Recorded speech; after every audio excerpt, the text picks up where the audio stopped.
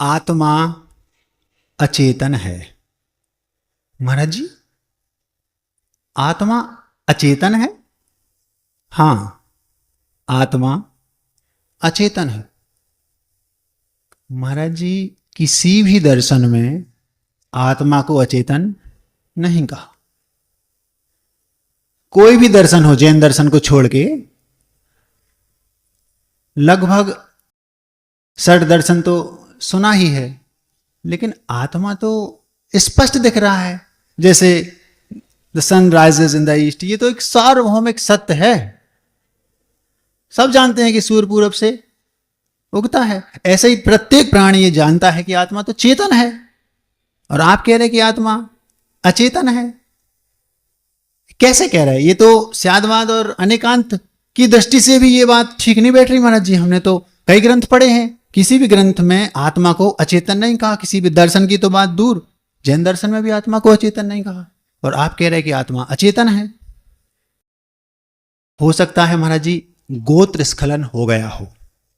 गोत्र स्खलन कहलाता है, न्याय के ग्रंथों में यह शब्द आता है, जैसे मुझे कहना है राम और मुख से निकला श्याम, और मेरे अंतर्मन में यह है कि मैंने राम ही कहा, तो यह कहलाएगा गोत्र स्खलन। आप मुझसे पूछोगे, मैं सौगंध खा के बोल दूंगा कि नहीं, मैंने राम ही कहा और निकला था श्याम। इसको बोलते हैं न्याय के ग्रंथों में गोत्र स्खलन।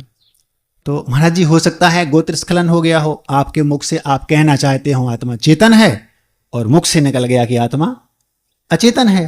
नहीं, पूरे होशो हवास में पूरी बुद्धि पूर्वक बोल रहा हूं कि आत्मा अचेतन है। एक बेटा जिसको पिता के घर में सुनील कुमार आए, जो ऐसा बोलते ना, और यदि वही बेटा मां के घर, नाना के घर पहुंच जाए, सुनीता कुमार आए, तो बेटा एक ही है, अलग अलग कैसे हो गया? मां की अपेक्षा, पिता की अपेक्षा। पर महाराज जी, ये बात तो हमें किसी भी एंगल से नहीं जमती कि आत्मा अचेतन है। आज से 40 वर्ष पूर्व जिस गद्दी पर मैं बैठा हूं अभी, इस गद्दी पर आचार्य गुरुदेव विद्यासागर जी बैठे थे। मेरी ही उम्र के लगभग वो उस समय होंगे। स्थान था वर्णी भवन मोराजी सागर, और जहां आप बैठे हैं वहां पर बैठे थे इस सदी के मूर्धन्य विद्वान, एक नहीं दो नहीं 20, और वाचना हो रही थी षटकंडागम धवला जैसे महानतम ग्रंथ की आचार्य भगवान के सन्मुख। एक दिन गुरुजी ने, जैसा मैंने आपके सामने कह दिया कि आत्मा अचेतन है, गुरुजी ने उन विद्वानों के सामने कह दिया, पंडित जी आत्मा तो अचेतन है। एक विद्वान उखड़ गए, खड़े हो गए, महाराज क्या कह रहे हो, आत्मा अचेतन है? गुरुजी बोले, हां पंडित जी, हमने कहीं नहीं पढ़ा महाराज, आप सोच लो ढंग से, देख लो, कहीं पढ़ा नहीं। आप सिद्ध नहीं कर सकते, ना स्यादवाद से ना कुछ भी ले लो आप, ये तो हम नहीं मानेंगे।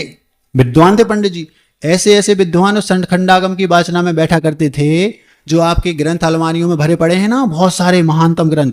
उन ग्रंथों का या तो उनने संस्कृतिकरण किया, या हिंदी अनुवाद किया, अथवा उन पर उन्होंने विशेषार्थ लिखे, प्रस्तावना, सभी ऐसे ऐसे मूर्धन विद्वान उस समय बैठा करते थे आचार्य के समक्ष। उस समय उन्होंने कह दिया, तो आचार्य बोले, पंडित जी हम सिद्ध करके बता देते हैं कि आत्मा चेतन कैसे है, क्योंकि हम सब जानते हैं आत्मा चेतन है।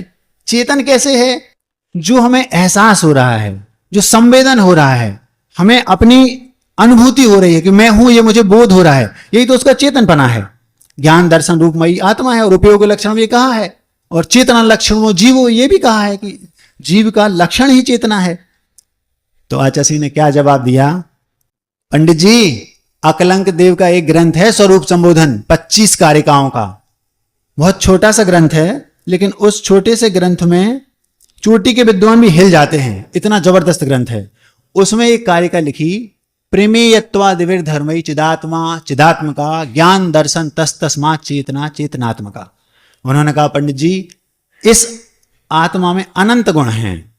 ज्ञान और दर्शन जिसके द्वारा आत्मा जानती देखती है, ये आत्मा के चेतन गुण हैं। इसकी अपेक्षा आत्मा चेतन है, लेकिन आत्मा के अनंत गुणों में ज्ञान और दर्शन, इन दोनों को हटा दिया जाए तो जितने भी शेष गुण हैं वे सारे के सारे अचेतन हैं।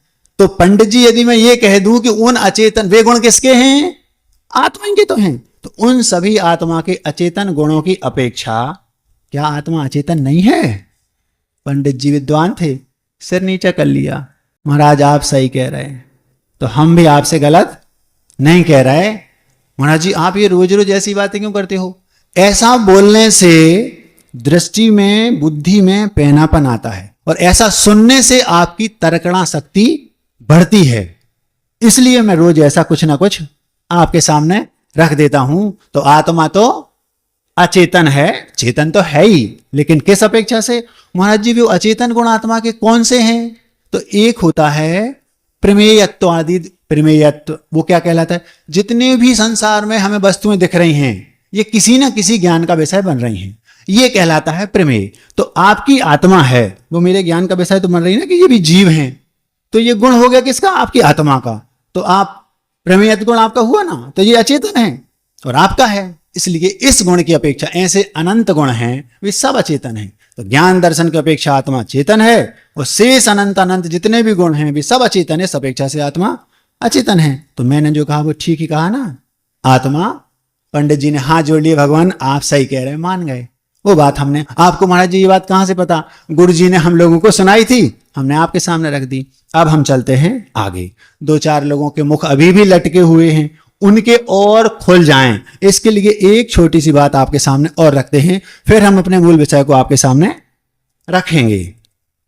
एक विश्व सुंदरी थी, ध्यान से सुनना। एक विश्व सुंदरी थी। विश्व सुंदरी बोले तो मिस वर्ल्ड, क्या बोलते हैं आप लोग? मिस यूनिवर्स, है ना? बहुत अतिशय सुंदरी वो कन्या थी, बहुत सुंदर, खिताब भी मिला उसको। हाँ जो भी बोल दो आप, नहीं मिस इंडिया तो कहलाएगी भारत सुंदरी, मिस वर्ल्ड। हाँ तो वह इतनी सुंदरी थी कि उसको देख करके ऐसा लगता था कि शायद ये कहीं देवांगना तो नहीं, कहीं ये अप्सरा रंभा तो नहीं, अथवा यह सौधर्म इंद्र की जो मुख्य पटरानी रानी है, इंद्राणी है, सची, वो तो नहीं। इतनी सुंदर थी। एक दिन उसके मन में विचार आया, ऐसा करते हैं अब विवाह करते हैं। उसने सोचा मुझे विवाह करना है। तो जब उसके मन में विवाह करने का भाव आया तो उसने सोचा मुझे विचार करना पड़ेगा कि आखिर कैसे युवक से मैं विवाह करूं। ध्यान से सुनना। तो उसने 2-4-8 दिन उहापोह की, फिर उसने निर्णय लिया मुझे एक ऐसे युवक से विवाह करना है जो सुंदर ना हो चलेगा, बहुत सुंदर ना हो, सामान्य हो तो चलेगा, गेहूं और रंग हो तो चलेगा, कद काठी ठीक ठाक हो, युवक हो, लेकिन वो इतना सुंदर होना चाहिए शरीर की अपेक्षा नहीं, बुद्धि की अपेक्षा। मतलब जैसे मैं शरीर की अपेक्षा सुंदर हूं ऐसा वह बुद्धि की अपेक्षा सुंदर हो। मतलब बहुत तीक्ष्ण बुद्धि का हो, अतिशय विद्वान हो, प्रखर बुद्धि हो जिसकी, एक्स्ट्रा इंटेलिजेंट जिसको बोलते हैं, टैलेंटेड। तो उसने उसकी खोज कर दी, उसने उसकी खोज शुरू की। कुछ दिनों बाद उसको पता चला कि एक इसी नगर में एक साइंटिस्ट है, वैज्ञानिक, युवा वैज्ञानिक है। वह इतना बुद्धिशाली है, इतना बुद्धिशाली है कि 70-80 साल की उम्र वाले जो नए पुराने वैज्ञानिक हैं वो भी उसकी विद्वत्ता का लोहा मानते हैं। बहुत पैनी बुद्धि का है और थोड़े ही समय में उसका यश पूरे नगर में फैल गया है, पूरे देश में फैल गया है। तो अब चूंकि वह विश्व सुंदरी है, जिससे चाहे उससे विवाह कर सकती है, तो उसने कहा, सोच लिया कि उसी से विवाह करूंगी। तो उसने कहा अब ये बात वहां तक कैसे पहुंचाई जाए। तो उसने जैसे भी उसके जो पीए वगैरह थे, क्योंकि विश्व सुंदरी है तो छोटी मोटी हस्ती तो रही नहीं, उसने व्यवस्था करके वहां तक अपनी बात पहुंचाई। लेकिन जो वो वैज्ञानिक था उसके पास समय नहीं रहता था, वो 24 घंटे अपने काम में व्यस्त रहता था। और बहुत जो बड़े गंभीर लोग होते हैं वो बहुत कम भी बोलते हैं और बहुत शालीन रहते हैं और अपने काम से काम रखने वाले होते हैं, उनके पास फालतू की बातों का समय नहीं रहता। तो जैसे उसकी खबर पहुंची, उसने ये नहीं कहा कि मैं तुमसे विवाह करना चाहती हूं, उसने ये कहा कि विश्व सुंदरी आपसे मिलना चाहती है। तो उसने सोचा विश्व सुंदरी को मुझसे क्या काम। तो उसने कोई ज्यादा रिस्पांस वहां से नहीं मिला। जब 2-4 बार खबर भेजने के बाद भी कोई रिस्पांस नहीं मिला तो वो उसने स्वयं उसके पीए से जाकर बात की कि मैं आपके जो सर हैं उनसे मिलना चाहती हूं और मुझे बहुत जरूरी काम है। मैडम आप मुझे बता दो क्या काम है, मैं सर से बोल दूंगा, वो बहुत व्यस्त रहते हैं, उनके पास टाइम रहता नहीं, प्राय मीटिंग उनकी होती रहती है। नहीं, मुझे उनसे डायरेक्ट बात करनी है। ठीक है, मैं सर से बात करूंगा। उसने कहा जाके उसके पीए ने, वैज्ञानिक के, सर एक विश्व सुंदरी हैं, वो आपसे मिलना चाहती हैं और वो कह रही हैं कि मैं काम नहीं बता पाऊंगी, मैं आपसे डायरेक्ट बात करना चाहती हूं। तो उन्होंने कहा देखो भाई, अपने पास समय तो है नहीं, अगर वो मान नहीं रही और उसको बात ही करना है तो ऐसा करो, जब हम भोजन करते हैं उस समय उसको बुला लो और उनसे कह देना कि सर भोजन कर रहे होंगे, उस समय आप अपनी बात उनके सामने रख देना और वो भोजन करके आपको जो भी उसका उत्तर जो होगा 2 मिनट में देके चले जाएंगे। तो अब चूंकि काम तो उसको था, आप कोई बात बन ही नहीं रही, तो उसने कहा ठीक है। तो दूसरे दिन कल 10 बजे, उन्होंने भोजन का समय था तो उन्होंने कहा 10 बजे बुला लो। 10 बजे दूसरे दिन वो आई, जो डाइनिंग टेबल होती है उस पर भोजन सजा है और वो भोजन करने के लिए बैठा, इतने में वो सर वो आ गई, हाँ बुलाओ। इनने भोजन शुरू कर दिया। किसने? वैज्ञानिक ने। अब वो आई, इशारा किया, बैठिए, सामने बैठ गई। कहिए। मैं मिस वर्ल्ड हूं, मैं विवाह करना चाहती हूं।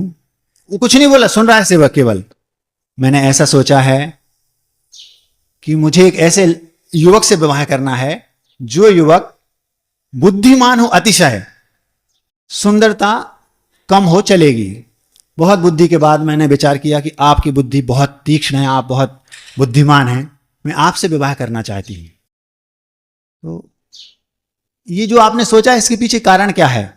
वो कुछ नहीं बोल रहा, पीए इतने होशियार होते उनके, उन्होंने बोल दिया मैडम कुछ तो कारण होगा, क्यों करना चाहती है अब हमारे सर से विवाह? तो उसने कहा मैं चाहती हूं कि इनसे विवाह हो जाए तो मेरा जो पुत्र हो वो पुत्र सुंदरता की अपेक्षा से तो मेरे जैसा होगा और बुद्धि की अपेक्षा इनके जैसा होगा। अब उसने अभी एक शब्द नहीं बोला। किसने? वैज्ञानिक ने। वो तो पीए से बात हो रही और वो सब सुन रहा है। तो मैं चाहती हूं कि वो जो पुत्र है वो शक्ल से तो मेरे जैसा हो और अक्ल से इनके जैसा।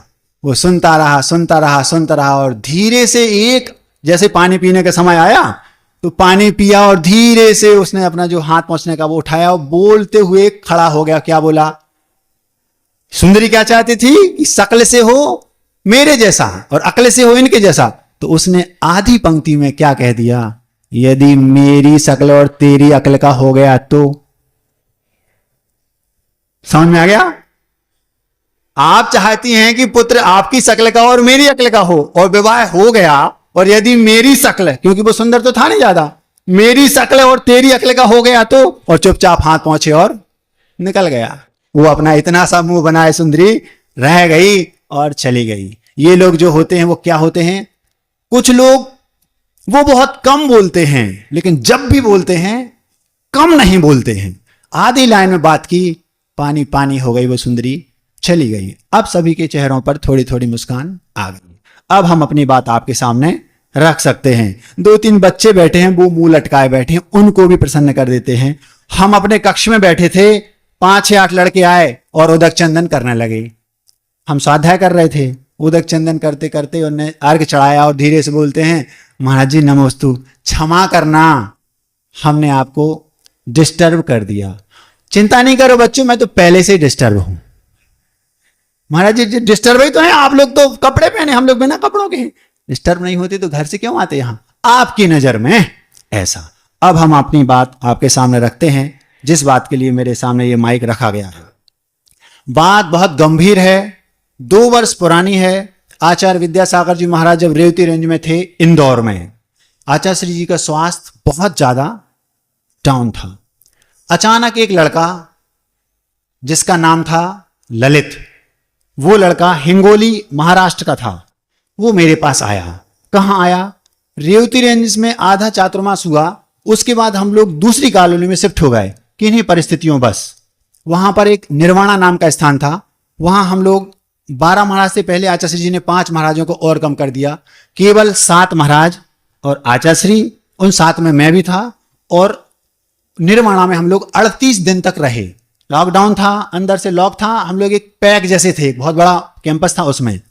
तो वो लड़का मेरे पास आया, बोलता महाराज जी मुझे हिंगोली से योग सागर जी महाराज जी ने भेजा है। बात बहुत गंभीर है, जो बच्चे स्कूल में पढ़ते हैं, कॉलेज में, वो सुने ध्यान से। महाराज जी मुझे योग सागर जी ने भेजा। उस समय योग सागर जी का चातुर्मास हिंगोली में हो रहा था। तो बोला महाराज जी मुझे आचार्य जी से अर्जेंट बात करनी है। क्या बात है? मुझे योग सागर जी ने भेजा है। तो बात तो बताओ। तो वो बोलता है महाराज जी मैं इंजीनियर हूं, मैं इंजीनियरिंग की पढ़ाई कर रहा था कॉलेज में। तो जो कंपनियां होती ना, प्लेसमेंट जिसको बोलते, कैंपस सिलेक्शन होता है, 4 या 5 कंपनियां वहां उस कॉलेज में आई, लेकिन इत्तेफाक से या दुर्भाग्य से मेरा किसी भी कंपनी ने मुझे सिलेक्ट नहीं किया। जब मुझे सिलेक्ट नहीं किया तो डिग्री पूरी होने के बाद वह लड़का अपनी हाथ पैर मारे उसने यहां वहां, और जैसे तैसे केवल 2 लाख रुपए का पैकेज, 2 लाख मतलब 15-16 हजार रुपए महीने, केवल 2 लाख के पैकेज में वो वहां पर कैसे भी उसने ज्वाइन कर लिया। क्योंकि मरता क्या ना करता भाई, पैसा चाहिए है। तो उसने 2 लाख के पैकेज को उस कंपनी में ज्वाइन कर लिया। अब धीरे धीरे धीरे धीरे वो सर्च करता रहा, उस कंपनी में काम कर रहा है ताकि 2 लाख आने लगेंगे। सर्च करता रहा, सर्च करते करते करते थोड़े ही समय में, कुछ महीनों बाद उसको एक 6 लाख का किसी दूसरी कंपनी का ऑफर आया, और उसने झट से उसको छोड़कर उसको ज्वाइन कर लिया। अब जिस कंपनी में उसने ज्वाइन किया, 6 लाख का पैकेज था, उसके बॉस ने उसको एक दिन बुलाया। वो कंपनी अमेरिका की किसी बड़ी कंपनी से उसका टाई अप होगा। तो वो आके क्या बोलता है, मैं आपको 6 लाख तो दूंगा, लेकिन हमारा एक ये प्रोजेक्ट है, ये हम आपको देना चाहते हैं। यदि आप इसको, हमारी जो गुणवत्ता बिंदु उसने दिए कि इन आधार पर हमारा ये एक प्रोजेक्ट आपको बनाना है, ये काम आपको करना है, 8 महीने का हम आपको समय देते हैं। यदि उन 8 महीनों में आपने इस काम को इन बिंदुओं के आधार पर जैसा हम चाहते हैं वैसा करके दे दिया, तो हम आपको 6 लाख देंगे प्लस बोनस भी देंगे। उसने उसको एक्सेप्ट कर लिया। और उस लड़के का टैलेंट देखो, उस लड़के ने उस काम को केवल 2.5 महीने में, जिस काम को 8 महीने में उनने करने को दिया था, उस काम को उस लड़के ने केवल 2.5 महीने में करके उनके सामने रख दिया। और सबसे बड़ी बात, जो उनने बिंदु बनाए थे, फोन से वो बात करता था, सर जो आपने ये बिंदु बनाया है इसमें कमी है, यदि मैं इसको ऐसा ना करके ऐसा करूं तो हमारा ये काम और अच्छा होगा। ऐसे उसने 10-20 बिंदुओं में संशोधन भी किया और उसको और अच्छा किया, और उस काम को उसने करके रख दिया। जब ये बात बॉस के पास पहुंचा, सर काम हो गया, अभी तो 2.5 महीना हुआ, काम हो गया। अच्छा, कुछ गड़बड़ की होगी, देख लो। देखा, ये तो आपने बिंदु चेंज कर दी, ये हमने वहां बात कर ली है जहां से ये आया है, उन्होंने सुधार कर लिया। उन्होंने उनसे बात की, बोले वो तो बहुत सुधार गया, उसने तो और सुधार दिया, हमने जो बिंदु बनाए थे उससे भी अच्छी गुणवत्ता के आधार पर उसने काम किया है। तो जब ये बात, पूरा प्रोजेक्ट वहां पहुंचा, तो उन्होंने ये कहा, मुझे ये बताओ कि ये किसने किया है, किया किसने, ये इतना जबरदस्त काम किसने किया है? तो उसने कहा कि ये उस लड़के ने किया है। तो उसके पास नंबर लिया और सीधा उसके पास डायरेक्ट फोन आया अमेरिका से, 75 लाख का पैकेज। कितना? जिसको 2 लाख भी नहीं मिल रहे थे, 75 लाख का पैकेज। अभी कहा ना, प्रतिभा परिचय की मोहताज नहीं होती, आपने अभी देखा।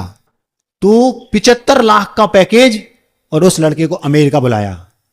वो लड़के के मुंह में पानी आ गया, गदगद हो गया, ये तो लॉटरी लग गई। अब वो लड़का हिंगोली के था, उसने कहा महाराज जी के दर्शन कर लेते हैं। तो योग सागर जी के पास गया, तो उन्होंने कहा तुम आचार्य के पास जाओ। वो लड़का, इसीलिए महाराज जी, में ये पूरी कहानी वो लड़का मुझे सुना रहा था, महाराज जी मैं इसीलिए आपके पास आया हूं, कृपया आप मुझे आचार्य जी के पास ले चलें। मैंने कहा यार बात तो बड़ी है, ले जाना पड़ेगा, लेकिन परिस्थितियां थोड़ी ठीक नहीं, फिर भी जैसे तैसे करके उसका पुण्य था और सेटिंग बन गई। आचार्य जी ने उसको बहुत ध्यान से सुना और ऐसे गदगद हो रहे थे उसको सुन के, वाह वाह ऐसा कर रहे थे। फिर वो बोला, आचार्य जी वो तो सब ठीक है, 75 लाख का पैकेज है, महाराज जी मना कर रहे हैं, क्या करना चाहिए आचार्य जी? मैं जा रहा हूं, आप आशीर्वाद दे दो। आचार्य जी बोले, मैं आशीर्वाद कैसे दे दूं, वहां क्या खाओगे या क्या बता? तो फिर आप बताओ आचार्य जी क्या करना चाहिए? बेटा, ये भारतीय दिमाग को विदेशी लोग पैसे के दम पर खरीद रहे हैं।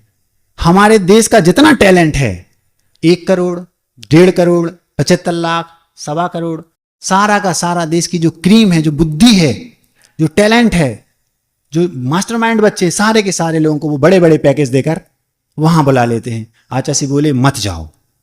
आचार्य 75 लाख, आचार्य बोले बेटा जो 8 महीने का काम 2.5 महीने में कर सकता है उसके पास कितना टैलेंट होगा, तुम चिंता नहीं करो, थोड़े दिन रुको। आपके घर में क्या काम होता है? तो उसने कहा आचार्य हमारे यहाँ हिंगोली, वहां सांगली साइड हल्दी का काम होता है, हमारे यहाँ हल्दी का व्यापार होता है। बोले तुम, और बारदाने का व्यापार होता है। तो बोले तुम जितना पिताजी का काम है उसको शुरू बस कर दो, धीरे धीरे तुम इतने आगे बढ़ जाओगे कि तुम स्वयं 200-500 लोगों को नौकरी दोगे। आचार्य तो बहुत खुश हो गया, मेरा आशीर्वाद है, तुम चिंता नहीं करो, वहां नहीं जाना, तुम स्वयं नौकरी दोगे 200-500 लोगों को, चिंता नहीं करो, मैं हूं ना। आशीर्वाद दे दिया आचार्य ने। वो लड़का बाहर आया, बोलता महाराज जी आचार्य जी ने मना कर दिया, गुरुदेव ने मना कर दिया है, मैं नहीं जाऊंगा। बहुत बढ़िया। हमने कहा क्या बात है, अब सुनो। अभी वो लड़का नमोस्तु बोल के चला गया। 15 दिन बाद वो लड़का वापस आ गया। क्या हो गया भैया? महाराज जी आचार्य जी से अर्जेंट मिलना है। हुआ क्या? महाराज जी बहुत बड़ी बात है, आप जल्दी चलो, वहीं सुना देंगे। बोले बताओ, तो बोलना तो पड़ेगा उनके पास, हम जाके बोलेंगे कि वो लड़का आया है तो वो सुनेंगे ही नहीं, क्योंकि वो तो बार बार आएगा अब। तो क्या बोला? महाराज जी वहां से ऑफर आया है 98.5 लाख। क्या होता है हमारे यहां जो पैसा है वो वहां डॉलर में मिलता है, तो डॉलर में पलटी करो तो पहली बार जो किया था वो 75 बन रहा था। तो उनने सोचा ये लड़का आ नहीं रहा है तो एक काम करो, इसको बढ़ा दो, लोभ दे दो। तो उसको उनने डॉलर और बढ़ा दिए, तो वो जब रुपए में कन्वर्ट किया तो वो 98.5 लाख बन रहा था, मतलब 1 करोड़। तो वो महाराज जी 1 करोड़ रुपए बोल रहे हैं, दिन में 3 बार फोन आता है, मैसेज आता है, मैं क्या करूं महाराज जी, मुंह में पानी आता है। 1 करोड़ रुपए कोई चीज होती है? 2 लाख की नौकरी नहीं मिल रही थी महाराज जी मुझे। तो बोले मैं आचार्य योग सागर जी के पास गया, उनने कह दिया कि फिर जाओ आचार्य जी के पास। तो मैं फिर आ गया, चलो फिर गया आचार्य जी के पास। आचार्य जी ने फिर सुना, तो जैसे उसको सुना तो आचार्य जी दुखी जैसे हो गए। देखो ये लोग ऐसे हमारे भारतीय दिमाग को खरीदते हैं। कैसे खरीद रहे? अगर वो नहीं मान रहा है तो और पैसा बढ़ा देंगे। आचार्य बोले यदि तुम अभी भी मना कर दोगे तो वो 25 लाख और बढ़ा देंगे। क्यों? क्योंकि उनने आपकी बुद्धि को परख लिया। वहां पर टैलेंट की मूल्यांकन है, कहां? विदेशों में, वो हमारे यहां नहीं है। तो उनने कहा फिर क्या करूं? मत जाओ। आचार्य जी केवल 2 वर्ष के लिए जाना चाहता हूं, अगर मैं 2 वर्ष के लिए चला जाऊंगा तो 2 करोड़ रुपए मिलेंगे। 2 करोड़। अच्छा सी 2 करोड़ में पिताजी का 5-7 लाख का वो भी है, क्या बोलते, लोन, वो चुक जाएगा, घर बन जाएगा, सब व्यवस्थित हो जाएगा। अगर आपकी अनुमति हो तो केवल 2 वर्ष के लिए मैं चला जाऊं। आचार्य बोले बेटा तुम चले तो जाओगे लेकिन लौट कर नहीं आ पाओगे। क्यों? क्योंकि जब 2 वर्ष होंगे तो तुम एक बार सोचोगे कि मैं घर जा रहा हूं, सोचोगे वहां में शून्य, यहां शून्य रहेगा। क्यों? क्योंकि कुछ है ही नहीं। तो तुम सोचोगे अब 1 वर्ष और, तो 3 वर्ष हो गए। फिर जब 3, अब जाऊंगा, अब लौटने का सोचोगे, फिर वही दिमाग में आएगा कि वहां तो कुछ भी नहीं होना, शून्य से शुरू करना है। तो ऐसे ऐसे तुम वहां रच पक जाओगे। वहां ना धर्म रहेगा, ना संस्कृति, ना कुछ भी नहीं रहेगा, केवल मात्र पैसा। ना मां, ना पिता, ना भाई, ना बहन, केवल पत्नी रहेगी। वो भी कैसी? घर आओगे तो पत्नी और पति दोनों घर आएंगे, दोनों सर्विस करके आए, और तुम कहोगे उससे पत्नी से पानी दे दो, तो वो कहेगी उठा के पी लो, मैं भी काम करके आई हूं, मैं बैठी नहीं हूं घर में। आप सर्विस करते हो तो मैं भी सर्विस करती हूं। आप मुझसे पानी मांग रहे हो, मैं भी तो आपसे पानी मांग सकती हूं, 1 गिलास पानी दे दो, क्योंकि आप भी काम करके आए, मैं भी काम करके आई। तो वहां बेटा पैसे के अलावा और कुछ नहीं मिलेगा, आत्मीयता नाम की तो चीज भी नहीं मिलेगी, इसलिए मत जाओ। तो बोलता है आचार्य जी फिर क्या करूं? तुम चिंता नहीं करो, मेरा आशीर्वाद है, अपना काम शुरू करो। फिर क्या होगा? 1 साल, 2 साल, 3-4, हो सकता है 3-4 साल तुम्हें स्ट्रगल करना पड़े, लेकिन सारा खेल बुद्धि का है। जो बुद्धिमान होगा, धम में सूरा सो कम में सूरा। आचार्य विद्यासागर जी आज धर्म में सूर हैं, अगर वो घर में भी होते तो टाटा बिरला से कम नहीं होते। क्यों? क्योंकि वो बुद्धि है, वो वहां लगाते। जहां जिसके पास टैलेंट है उसको किसी भी क्षेत्र में भेज दो आप, वो व्यक्ति उस क्षेत्र में ऊंचाइयों को प्राप्त करेगा। तो आचार्य बोले तुम जाओ, अपना काम करो, 2-5 साल में तुम 200-500 लोगों को नौकरी दोगे, जाओ, मेरा आशीर्वाद है। वो कहने लगा गुरुजी आपने कहा है मैं नहीं जाऊंगा, और वो आखिर वो लड़का वहां नहीं गया। आज वो अपने घर में, वहीं हिंगोली में अपना स्वयं का बिजनेस कर रहा है, अभी आया था। महाराज जी बहुत कम समय में बहुत प्रोग्रेस हो गई, धीरे धीरे धीरे धीरे जो आचार्य ने कहा है वो होके रहेगा, मुझे तो ऐसा लग रहा। वो खुद मुंह से बोल के गया और वो लड़का ऐसा करके रहेगा क्योंकि बुद्धि है उसके पास। अब ये तो हो गई बात, लेकिन इस बात में जो सबसे ज्यादा दर्दनाक बात है, जो सबसे ज्यादा जिस बात ने मुझे कचोटा सोचने पर मजबूर किया, यूं समझ लो कि बेचैन कर दिया, वो ये है कि जिस व्यक्ति को विदेश की कंपनी 1 करोड़ रुपए के योग्य समझ रही है, उस व्यक्ति को हमारे भारत की कंपनियां 1 नहीं, 2 नहीं, 3 नहीं, 4 नहीं, 5, 2 लाख के योग्य भी नहीं समझा उस लड़के को। आप समझ रहे हैं ना मैं क्या कहना चाह रहा हूं? उस लड़के को कैंपस सिलेक्शन के लिए जो कंपनियां आई थी, प्लेसमेंट नहीं हुआ, सारी कंपनियों के जो चयन करता थे उन्होंने इंटरव्यू लिया उसका, लेकिन किसी एक ने भी उसको 2 लाख के योग भी नहीं समझा। तो कमी कहां है, कमजोर कड़ी कौन है, यह सोचने वाली बात है। बच्चों, यदि आपको कहीं पर प्लेसमेंट नहीं होता तो यह मत समझना कि मुझ में टैलेंट नहीं है, यह भी समझ सकते हो कि इन चयनकर्ताओं में टैलेंट नहीं है। बात समझ में आ रही कि नहीं? ये जरूरी नहीं कि मुझ में टैलेंट नहीं है। महाराज जी उस समय उसमें टैलेंट नहीं होता, तो टैलेंट कोई ऐसी चीज नहीं है कि 6 महीने में आ जाता है, 6 महीने बाद वो टैलेंटेड होगा, उस समय वो भोंदू था, ऐसा नहीं होता। भूत के लक्षण तो पालने में दिखते हैं। तो बच्चों, कभी अगर आपका प्लेसमेंट नहीं होता है, आपने पूरी मेहनत की, कोई बात नहीं, प्रतिभा परिचय की मोहताज नहीं होगी, थोड़ा सा आप जहां जाएंगे वहां आपका टैलेंट यूं चमकेगा, चिंता नहीं करना, घबराना नहीं। अब एक कदम और आगे, जो 4-5 कंपनियां आई थी, उन 4-5 कंपनियों को जो चयन करता थे, वे चयन करने के योग्य थे? यदि योग्य होते तो उसको क्यों नहीं चुना? और जिनको उनने चुना, अब उन पे भी प्रश्न चिन्ह उठेगा। बात समझ में आ रही? जिनको उनने चुना, इसको नहीं चुना, उनको चुना, तो इसका मतलब है, हो सकता है कि जिनको चुना है वे योग्य ना हो, क्योंकि उनके पैमाने ही अलग होंगे। और एक कदम आगे, यह भी हो सकता है कि जो चयन करने वाले हैं वे योग्य नहीं हैं। अब और एक कदम आगे, जिस व्यक्ति ने, जिस कंपनी के बॉस ने ये चयनकर्ता रहेंगे, ये वहां जाके उन बच्चों के टैलेंट को परखेंगे। जिसने उनको नियुक्त किया है, जिसने ऐसों को नियुक्त किया, वो कितना टैलेंटेड होगा, ये भी तो प्रश्न चिन्ह लगेगा। मतलब उस कंपनी का जो बॉस रहेगा, सर्वा रहेगा, जिसने ये कहा कि आप चारों जाओ और टैलेंट की खोज करो, तो जिसने इनको चुना है, जिन्हें टैलेंट को खोजना नहीं आता, तो वो भी तो बुद्धिहीन ही कहलाया ना, और वो उस कंपनी का बॉस है। अब आप पूरी चेन समझो कि समस्या कहां है। मुझे इतना दुख हुआ सुन के, मुझे उसका दुख नहीं हुआ कि वो गया कि नहीं गया, अमेरिका गुरुजी ने भेजा कि नहीं भेजा, क्या ये सब बाद की बातें हैं। मुझे दुख इस बात का हुआ कि आज प्रतिभा का सही मूल्यांकन नहीं हो पा रहा है। इसके कारण हमारे टैलेंटेड बच्चे स्ट्रगल कर रहे हैं। क्यों? लेकिन होगा क्या? उनको थोड़ा परेशान होना पड़ेगा। वास्तविक, किसी ने कहा है, वास्तविकता तो किसी ना किसी खिड़की से झांक ही लेती है। कितनी गजब की बात है। वास्तविकता तो किसी ना किसी खिड़की से झांक ही लेती है। उसके पास टैलेंट है, आप उसको कितना ही दबाओ, कितना ही छुपाओ, नहीं परखो, कुछ नहीं, सूर्य होगा, जैसे उगेगा तो चमकेगा, फैलेगा, तो आप कपड़ा नहीं ढक सकते उस पर, कोई बात नहीं। वो लड़का देख लेना आप, बहुत कम समय में बहुत आगे जाएगा। तो मुझे बहुत दुख है। अब महाराज जी, आप इस बात से कहना क्या चाहते हैं? मैं ये कहना चाहता हूं, बच्चों से जो कहना चाहता था वो तो कह दिया, आपसे ये कहना चाहता हूं, आप लोगों का कर्तव्य है, समाज में, गली में, मोहल्ले में, देश में, जहां भी टैलेंट दिखता है, 1 मिनट भी नहीं लगा उस छोटे से बच्चे को, 1 मिनट नहीं लगा, सबने ताली क्यों बजाई? 1 मिनट में दिख गया कि इसमें हुनर है। अब हम उसको उस राह पर मोड़ दें।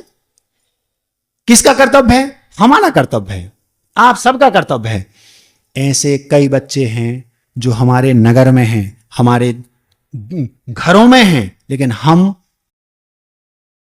गुणसु प्रमोदम, ये एक शब्द आता है, लेकिन आज होता क्या है, टैलेंट को देखकर गुणसु जलन होती है। यदि किसी में टैलेंट है, अरे हमारे बेटे से जी आगे निकल रहा है, तो उसको गिराने का प्रयास करेंगे। एक कुएं में कोई व्यक्ति बाहर निकल रहा है, तो लोग खींचेंगे, टांग खींचेंगे, जबकि उनका कर्तव्य क्या है कि उसको ऊपर उठाएं। अरे वो तो टैलेंटेड है, वो तो ऊपर चढ़ ही जाएगा, लेकिन ऊपर चढ़ने के बाद वो क्या सोचेगा, आपने टांग खींची थी, आपको हम अच्छे से जानते, आपने भी खींची थी, आपने भी खींची, वो तो ऊपर जाएगा, ये तो निश्चित है, दुनिया की कोई ताकत उसको नहीं रोक सकती, क्योंकि उसके अंदर टैलेंट है।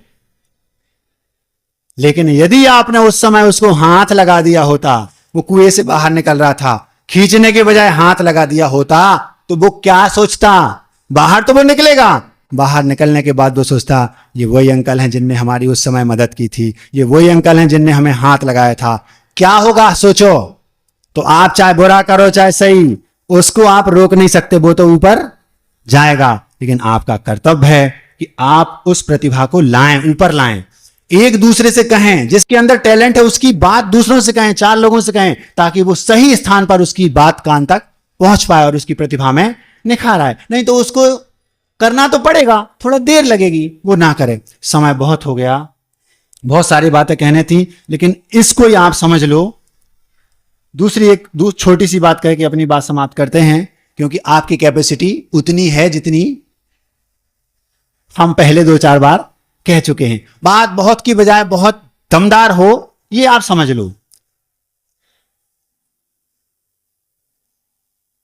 डोंगरगढ़ की बात है, एक महाराज अस्वस्थ हो गए, हम अपनी बात का उपसंहार कर रहे हैं। एक महाराज अस्वस्थ हो गए, इतने अस्वस्थ हो गए कि संघ में 35 महाराज उस समय थे, सारे के सारे महाराज उनके पास जाके, और ठीक हो भैया, ठीक है, और उनको बहुत पीड़ा हो रही थी, बहुत ज्यादा पीड़ा हो रही थी। तो सब गए, एक एक कर कर कर कर कर करके, जब मेरी बारी आई, मैं उनके पास पहुंचा, दूर रहो, हाथ मत लगाना। अरे सारे महाराज जा रहे हैं, आप पैर दबा रहे हो, हाथ दबा रहे हो, सिर दबा रहे हो, सुन रहे हो, अच्छे से बात कर रहे हो, और मैं गया तो मुझसे बोलते दूर रहो, हाथ मत लगाना। मैंने कहा यार भैया, हमसे कोई गलती तो हुई नहीं, आपसे हम भैयावृत्ति नहीं करवाएंगे। हमने कहा यार ये हमसे क्या हो गया, हमसे कोई बहुत बड़ी भूल हो गई लगता है। बुद्धि लगाई, जब तक इनसे हमारे अच्छे संबंध थे, उसके बाद से क्या गलती हुई, तो अच्छे संबंध तो आज तक है, कोई गलती हुई नहीं, तो ये ऐसा क्यों बोल रहे हैं। अगर आपको हमारी भैयावृत्ति करना है तो मानसिक भैयावृत्ति कर दो। क्या बोले, अगर आपको हमारी भैयावृत्ति करना है तो ये सब शारीरिक कर रहे हैं, कोई हाथ दबा रहा है, कोई पैर दबा रहा है, आपको करना है तो दूर बैठ जाओ और मानसिक भैयावृत्ति कर दो।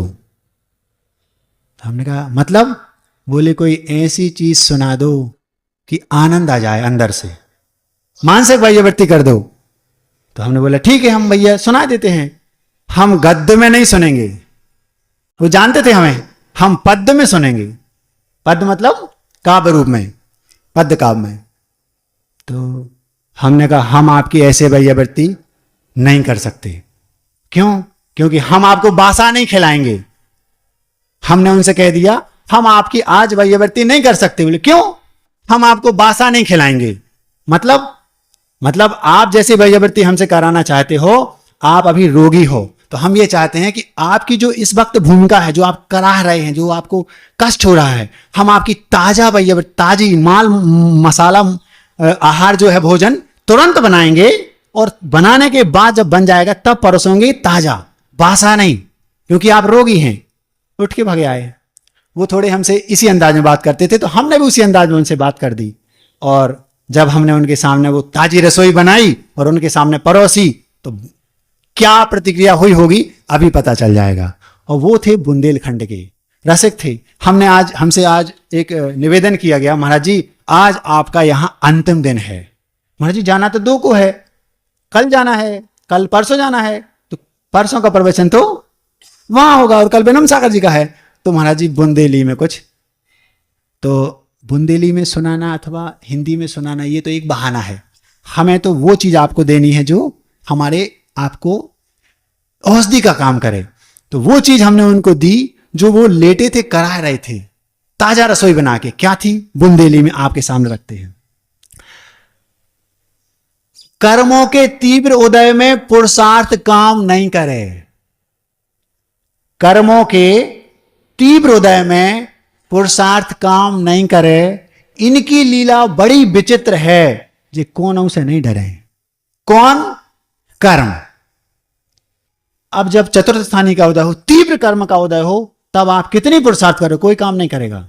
उस समय तो आपको समता रखना और साम्य भाव रखना, अपने मन को समझाना, क्योंकि पता है कर्म है तो जब तीव्र उदय है अब कुछ काम नहीं होगा। तो कर्मों के तीव्र उदय में पुरुषार्थ काम नहीं करे। इनकी लीला बड़ी विचित्र है, जे कोनों से नहीं डरे। इनके लपेड़े में अच्छे अच्छों के पुचक गए गाल। इसे घबराओ ने, समता राखो, का कर सकत खुशाल। एक संग में महाराज हैं, उनका ये तकिया कलाम था, हर बात पे बोलते थे ये हो गया, अब का कर सकत खुशाल। महाराज जी भैया ऐसा ऐसा हो गया, अरे बिहार हो गया, अब का कर सकत खुशाल। तो हमने कहा, उनका एक तकिया कलाम था का कर सकत खुशाल, तो उस पे उस तकिया कलाम को, उस कविता का मूल पंक्ति बनाई, शीर्षक बनाया का कर सकत खुशाल। तो कर्मों के तीव्र उदय में पुरुषार्थ काम नहीं करे। इनकी लीला बड़ी विचित्र है, जे कोनों से नहीं डरे। इनके लपेड़े में अच्छे अच्छों के पुचक गए गाल। इसे घबराओ ने, समता राखो, का कर सकत खुशाल। ये किन से कह रहे? उन महाराज से दूसरे दिन जाके, का कर सकत खुशाल। हंस हंस बांधे कर्मों को रो रो काटत देखे हैं। जब व्यक्ति कर्म बांधता है उस समय उसको ज्ञात नहीं होता कि मैं जो हंस हंस के बांध रहा हूं, इसका जब फल मिलेगा, जब इसका उदय आएगा, तुम रो रो के काटना पड़ेगा। अंजना ने जब कर्म बांधा था ना, तो हंस हंस के जो बांधा था, और 21 वर्ष तक पति ने स्पर्श भी नहीं किया, उस कर्म का फल था। 21 वर्ष तक लगातार आंसू बहाते रही। क्यों? रो रो के काटना पड़ेंगे। अभी तो हम हंस हंस के बांध रहे हैं। हंस हंस बांधे कर्मों को रो रो काटत देखे हैं, और जे पाई पाई को हिसाब राखत लेन देन में बड़े चोखे हैं। हंस हंस बांधे कर्मों को रो रो काटत देखे हैं, जे पाई पाई को हिसाब राखत लेन देन में बड़े चोखे हैं। हर खाते को नक्की करत भूल चूक को नैया सवाल। इसे लाओ है सो देने तो पर है, का कर सकत खुशाल। अपने कर्मों को फल अपना ही खो मिलत है। अपने कर्मों को फल अपना ही खो मिलत है, और दूसरे के कर्म हमें फलत, या तो बात ही गलत है। आप कर्म करेंगे, कर्मों का फल किसको मिलेगा? आपको। और दूसरे ने कर्म किया, उसका फल आपको मिलेगा, तो व्यवस्था गड़बड़ा जाएगी। ऐसा होता ही नहीं। अपने कर्मों को फल, हाँ इतना अवश्य है, हमने आज कर्म किया, बांधा, उसका फल मिलेगा हमें। लेकिन ऐसा भी हो सकता है कि अंतर मुहूर्त के बाद, कर्म सिद्धांत की बात बता रहा हूं, ऐसा भी हो सकता है कि उस कर्म का फल हमें अभी मिल जाए, अंतर मुहूर्त के बाद, जो हमने बांधा, हमारा ही बांधा था। और ऐसा भी संभव है कि वर्षों बाद मिले, दूसरे भाव में मिले, यह भी संभव है। सीता ने बांधा था पूर्व भाव में, उदय में आया अगले भाव में, तो कई भावों बाद मिल जाए, यह भी संभव है। लेकिन मिलेगा हमारे ही कर्मों का, आज का नहीं तो पूर्व का। तो अपने कर्मों को फल अपने ही को मिलत है, और दूसरे के कर्म हमें फलत, जा तो बात ही गलत है। हां इतना जरूर कि कछू तो फलत तुरत ही, और कछू को लगा साल। इसे जो अपने ही कर्म फल रहे, का कर सकत खुशाल। किन से कहा? उन महाराज से। सब सुनते जा रहे, वो कह रहे वाह बहुत अच्छा, सही, समता आती जा रही उनको। देखो महाराज उन्हीं से कह रहे, आकुल व्याकुल नहीं होना। संकलेश कर हो, नए कर्म बंद हैं, फिर रो हो। जैसे कर्म का उदय आया और हमने आ ऊ और संकलेश कर रहे, समता नहीं रख रहे, तो पुनः कर्म का बंद होगा उन संकलेश परिणामों से। तो जो पुनः कर्म का बंद हुआ तो फिर वो उदय में आएंगे। तो संकलेश नहीं करना, समता रखना, शांति से सहो। संकलेश कर हो, मना से कह रहा हूं, संकलेश कर हो, नए कर्म बंद हैं, फिर रो हो। और एक बार बंद गए फिर बे नहीं समझत कि तुम को हो। इन तीर्थंकरों को देखा, और जैसी विद्यासागर महाराज जी इतने महान आचार्य हैं, इतना उनको कर्म का उदय आता है। भैया पारसनाथ तीर्थंकर थे, उनने ही बांधा था, और कर्म का उदय उनने तीर्थंकरों को नहीं छोड़ा, उनकी दाल भी नहीं गलती तीर्थंकरों की वहां। तो संकलेश कर हो, नए कर्म बंद हैं, फिर रो हो। और एक बार बंद गए फिर बे नहीं समझत कि तुम को हो। इनके आगे तीर्थंकरों की तक नहीं गलत दाल। ऐसे आकुल व्याकुल बिल्कुल न हो, का कर सकत खुशाल। तो भैया कोई रास्ता तो होगा इनका, इन कर्मों से पिंड छुड़ाने का कोई रास्ता तो होगा। हालांकि इनसे पिंड छुड़ावो ज्यादा कठिन नहीं है, इनसे पिंड छुड़ावो ज्यादा कठिन नहीं है। रत्नत्रय धारो उसे संबर निर्जरा और पार हो गई नैया। संबर निर्जरा क्या कहलाती? कर्मों का आना रोकना संबर, और जो पूर्व के बंधे थे उनका झड़ जाना निर्जरा। हालांकि इनसे मतलब इन कर्मों से, हालांकि इनसे पिंड छुड़ावो ज्यादा कठिन नहीं है। रत्नत्रय धारो उसे संबर निर्जरा और पार हो गई नैया। ध्यान की अग्नि में कर्मों को जला के, सुन रहे कि नहीं? इन कर्मों से पिंड छुड़ाना ज्यादा कठिन नहीं है। हालांकि इन कर्मों से पिंड छुड़ाना ज्यादा कठिन नहीं है। रत्नत्रय धारो उसे संबर निर्जरा और पार हो गई नैया। ध्यान की अग्नि में कर्मों को जला के सदा को हो सकत निहाल। बात समझ में आ रही हो तो ठीक, न का कर सकत खुशाल। अनंत अहिंसा परमो धर्म की